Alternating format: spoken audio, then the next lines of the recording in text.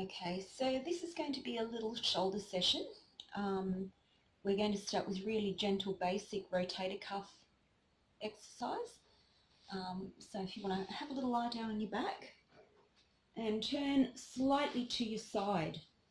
So the first focus here is on engaging the rotator cuff, or just becoming aware of being able to isolate the rotator cuff. So I've got my elbow just less than shoulder height. My elbow stays at 90 degrees, and you can place your hand on your opposite shoulder, or opposite hand on the shoulder, and basically we're just monitoring the movement of that arm bone in the shoulder socket. Okay, so I don't know whether you can see here, but my elbow's actually staying at 90 degrees. It's easy to take the hand back overhead, but a little bit more challenging. You'll find you probably don't come very far before that arm bone tends to rise up. And in fact, you can see that space coming in there. See that space? So basically, you're trying to press that head of the humerus, the head of the arm bone down as you rotate the arm, so it's pivoting in the socket. It's pure pivoting action. And the first focus is just to develop the awareness. To begin with, it may be hard to actually sense what's happening. Now, you might like to use a little bit of a weight, not necessarily to strengthen, but just because it gives you a little bit more feedback. So the weight of the brick's not very much. If you've been doing this for a while, you could take a heavier weight, which will actually give you some strengthening. But our first focus is on developing awareness. The increase in range of movement will happen quite naturally. So you don't need to try to stretch anything. Just relaxing, breathing, and just concentrating on the technique. So just in these few minutes, I've actually loosened up. So, without trying to do anything, just that action, that moving with intention, nice relaxed breathing actually changes the tone in the muscle.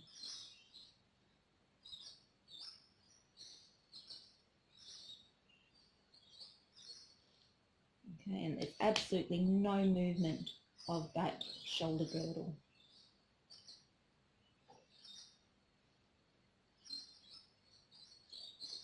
Okay, so I'm going to change sides now. Feel free to do a little bit more on a sore side or a tighter side.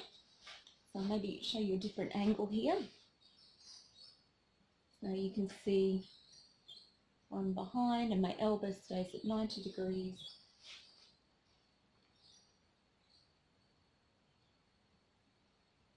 And if I let that go, that's what happens. So I've got to keep that grounded down, and the initial rise is quite subtle. So, it's worth doing this every day for a few weeks just to develop the subtle awareness that you need to capture that little movement.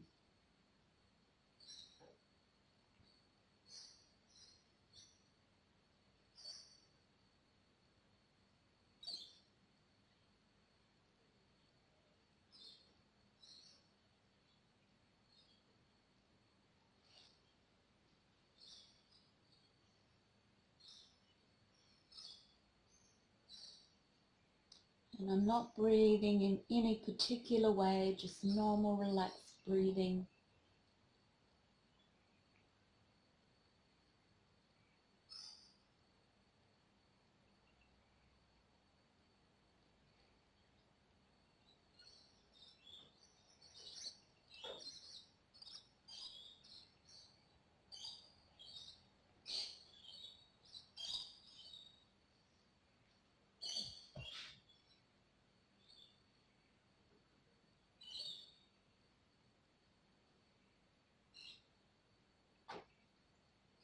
Okay, so that's rotator cuff operating in its stabilizing rotation mode. When the arm comes back, the internal rotators control the descent. When the arm comes in the other direction, the external rotators control the descent. And obviously the range of movement depends on their respective length of that muscle. Okay, so just have a little relax there for a minute. Cactus arms is a nice position just to get that opening through the pecs.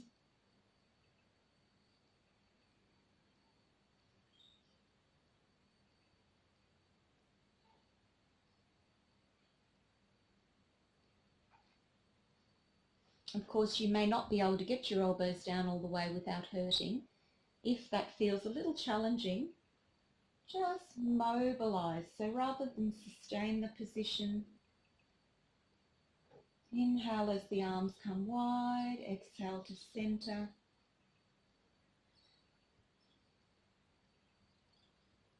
Okay, so only doing this bit if it feels okay, there's no pain or restriction in the shoulder.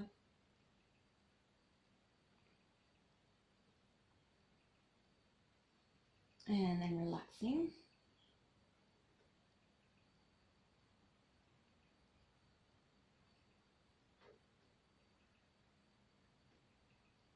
Okay, so our second little exercise is another awareness and gentle rotator cuff activator. So we're going to bring the hand straight over the shoulder. So it's kind of like you're stacking the arm. There's not a lot of effort to actually hold that arm up. Kind of just stacking it and relaxing. And you can see that feeling of relaxation because the arm bone's heavy in the socket. You know, I can activate the arm and reach up, which is actually a really nice exercise. Let's just do a little bit of that. So you can just feel that sense of tractioning the arm bone out of the joint and then letting it sink heavily back into the joint. And from there, we're just going to gently circle. Starting with little circles and letting those circles get bigger,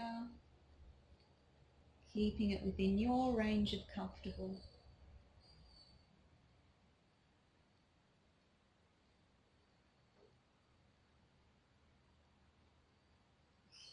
And you can change the direction of the circle.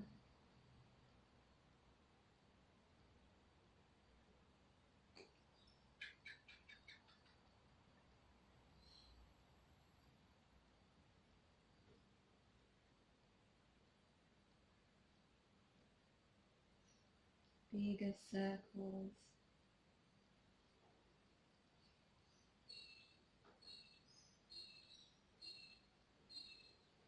And then coming back to centre and relaxing that arm down and bringing the second arm up.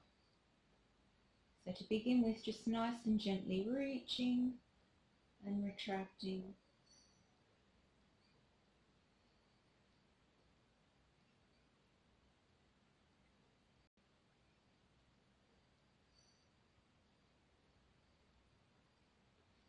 And then from that point of balance, gently circling.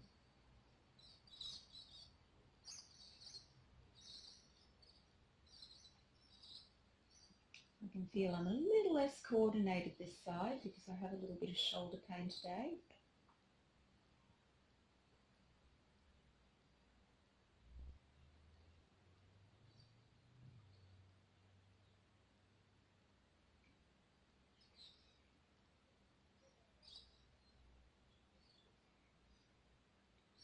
Slowly increasing the size of my circle.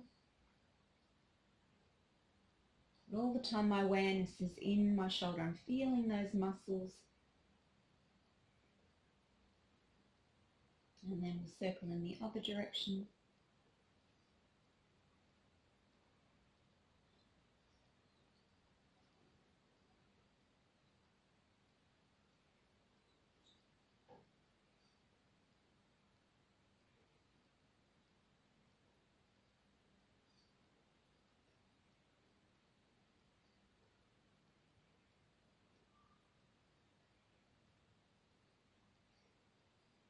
And coming back to centre.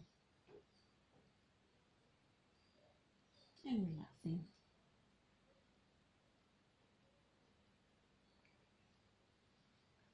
So if you've got shoulder pain with your arm down, then you might need to support your elbow on a brick when your arms are by your side. Okay. The comfortable range of movement to take our arm overhead, so now this is stronger, more functional rotator cuff exercise. The easy range of movement is from that middle position, from that balanced position. As the arm comes overhead, you might get pain.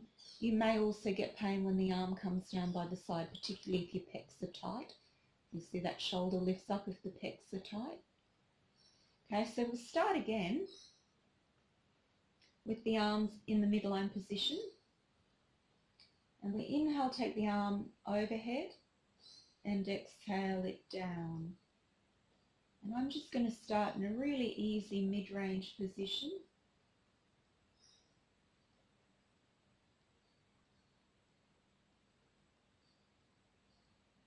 Whether you have shoulder pain or not, it's quite nice just to start very gently. We're all about awareness today. And then obviously, according to your capacity, you can increase the range of movement. So nice slow movement, exhaling the arm down, inhaling the arm up. And you see as the arm comes up and overhead, the rotator cuff muscles in here kick in to control the descent of the arm. And the arm will go as low as the range of movement allows. If you're tight, you might find you arch your back to get your arm down. Okay, which doesn't matter, you just move in your comfortable range. We're not too worried. As I said, we're not trying to stretch anything. We're just working through our comfortable range of movement, letting the rotator cuff muscles become activated to stabilize, develop the stability in the joint. Okay, there's small muscles there. We don't want to try and stretch anything.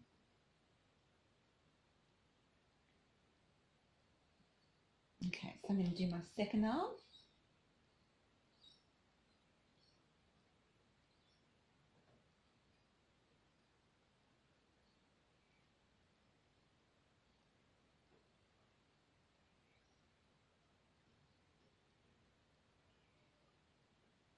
Really relaxed.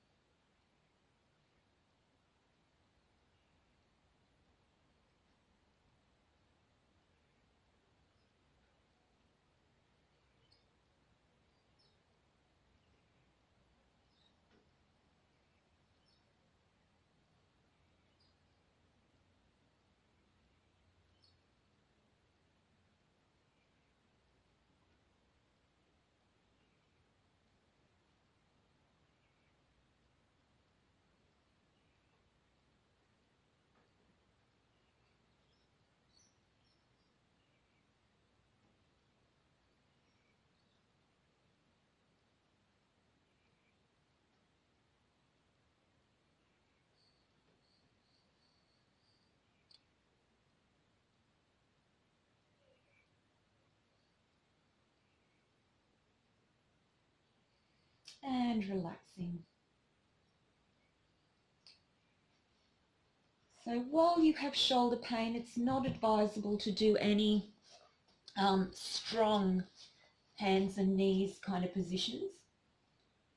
So, I mean, you'll know immediately when you come to hands and knees, if you're hurting, then you're not going to come further like into a down dog. You might get away with just a little bit of cat-cow. Okay, so you can see the arms at 90 degrees, that's a fairly comfortable range of movement. As you glide back towards child pose, the shoulder might be more challenged. And, you know, certainly to come forward into any planks or stronger positions is absolutely out. until the shoulder pain is diminished. So this would be the second level, working in the weight bearing. Exhale as you move towards child pose, and aware of what's happening in the shoulders. Keep the shoulders broad. Watch the tendency to do this, rounding the back, shoulders coming to the ears. No. Okay, shoulder blades broaden down, and that's contained as you move back towards your child pose. And then inhaling, coming forward, taking the weight on the arms. That's probably enough for the moment. Maybe a little bit of bend to get those triceps and rotator cuff active.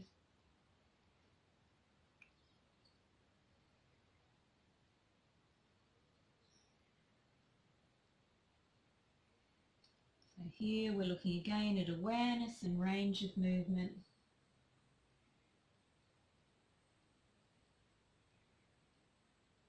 From the point of view of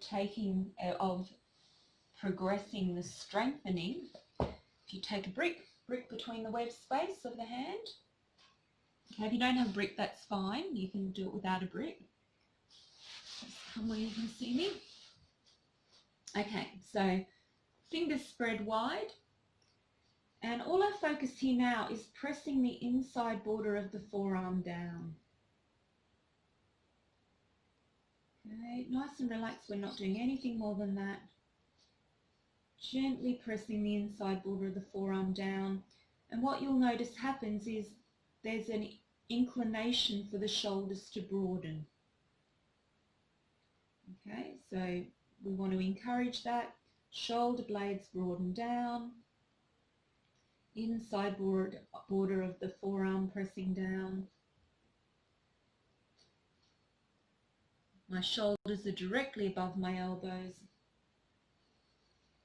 And I'm just relaxing and breathing. The gentle pressure of my forearms and my hands pressing into the floor activates the back of the arms, activates the rotator cuff, again in its functional role. The role of the rotator cuff now is to contain the head of that arm bone in the shoulder joint. The tendency is for it to move up, the rotator cuff draws it down. So that's probably enough in the initial stages. Those of you that have got your full range of shoulder movement, then you can start to increase the load through the joint by moving in and out of forearm dog. Okay, not before you've got full range of shoulder movement, that you're even side to side. Okay, if you haven't got full range of shoulder movement, the most you do would be move between hands and knees, or forearms and knees, and child pose. Just get that rocking action happening.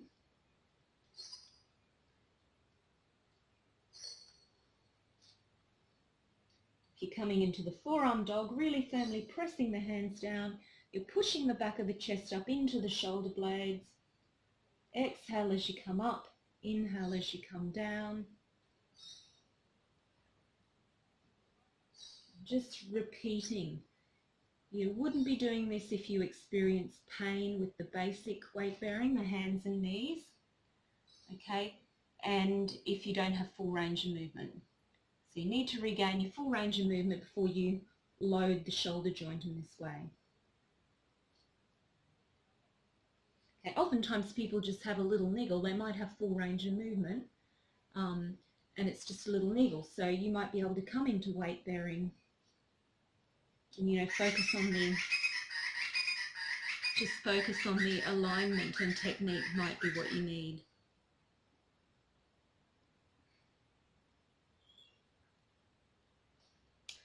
Okie doke, so I'm going to finish this little sequence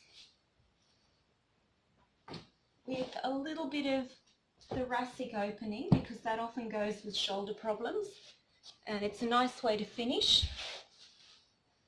So I've been enjoying, rather than lying over the bricks, I've been enjoying lying over a cushion, gently opening through the thoracic, and the arms open wide by the side.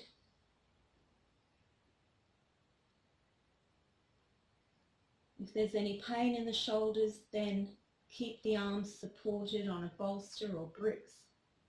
Various ways of doing that.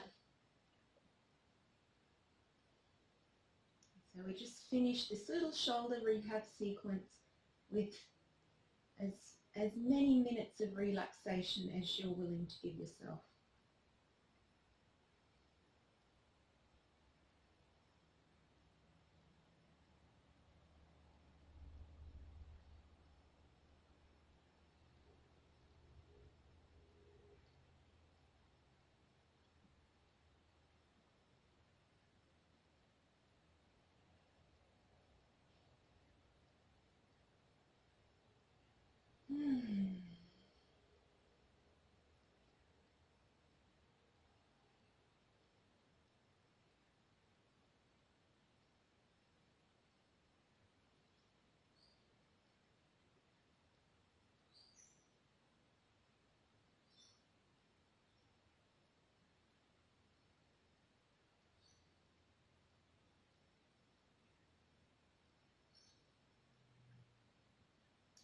Nice long exhalations, letting go of any tension in the body, any tension in the mind.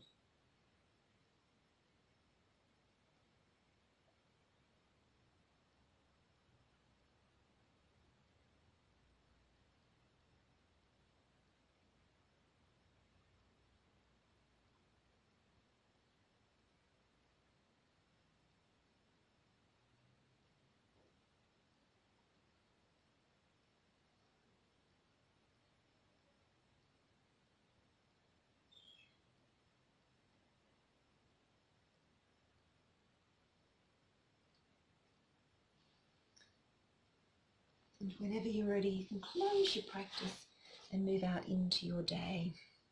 Namaste.